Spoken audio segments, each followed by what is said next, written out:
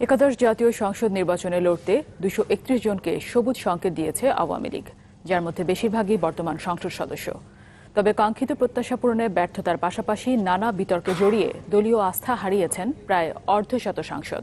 এসব আসনে নবীনরাই আগামী নির্বাচনের প্রতিনিধিত্ব করবেন দেশের প্রাচীন রাজনৈতিক দলটির। প্রথমবারের মতো দলীয় মনোনয়ন পাওয়া প্রার্থীরা চান নিজেদের সর্বোচ্চটুকু দিয়ে দলীয় আস্থা পূরণ করতে। হাসান শুভ্রের রিপোর্টে বিস্তারিত।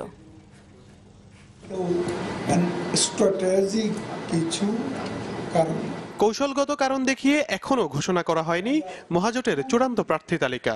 তবে দলীয় প্রার্থিতা ঠিক করে 231 জনকে এরই মধ্যে চিঠি দেয় আওয়ামী লীগ, যদিও শেষ পর্যন্ত পরিবর্তন হতে পারে দু একটিতে। তালিকায় আগের বারের সংসদ সদস্যদের উপরই বেশি আস্থা রেখেছে দলটি। ব্যর্থতার গ্লানি মাথায় নিয়ে নবীনদের জন্য জায়গা ছাড়তে হচ্ছে বাকিদের। নওগাঁ 5 আসনে সংসদ সদস্য আব্দুল মালিকের জায়গায় দলীয় পছন্দ সাবেক সাধারণ সম্পাদক আব্দুল জলিলের ছেলেকে।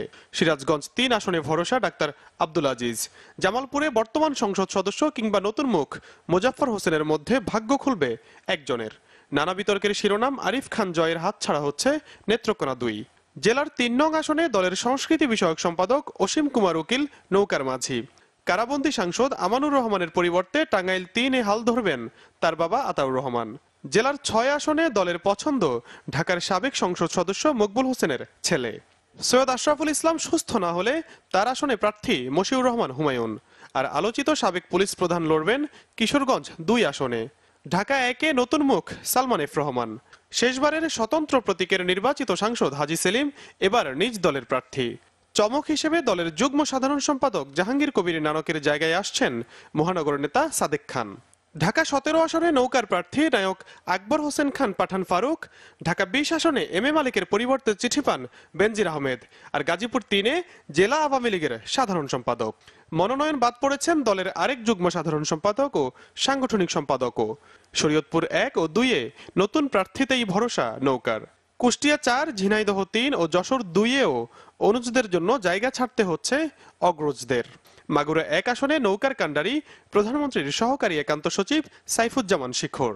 নড়াইল 2 আসনে বেশ আগেভাগেই প্রার্থিতা নিশ্চিত হয় তারকা ক্রিকেটার মাশরাফির। বাগেরহাট 2 ও খুলনা 2-এ মনোনয়ন পেয়েছেন বঙ্গবন্ধু পরিবারের 2 তরুণ রাজনীতিক শেখ তন্ময় ও শেখ জুয়েল। নতুনে আস্থা পটুয়াখালীর 3টি আসনেও। পিরোজপুর 1-এ সমর রেজাউল করিম আর সিলেট 1-এ ছোট ভাইকে পছন্দ অর্থমন্ত্রীর। বাংলাদেশ ব্যাংকের সাবেক গভর্নর ফরাস উদ্দিন নৌকায় ভোট চাইবেন হবিগঞ্জ 4-এ। এছাড়াও ব্রাহ্মণবাড়িয়া 5 ও কুমিল্লার 2-এও নবীনে আস্থা আওয়ামী লীগের। চাঁদপুর 1-এ জাতীয় রাজস্ব বোর্ডের সাবেক চেয়ারম্যান গোলাম হোসেনের ঘাড়ে নিঃশ্বাস ফেলছেন মখা আলমগীর। বীর চট্টলার প্রয়াত নেতা মহিউদ্দিন চৌধুরীর ছেলে নওফেল প্রথমবারের মতো লড়বেন চট্টগ্রাম 9-এ।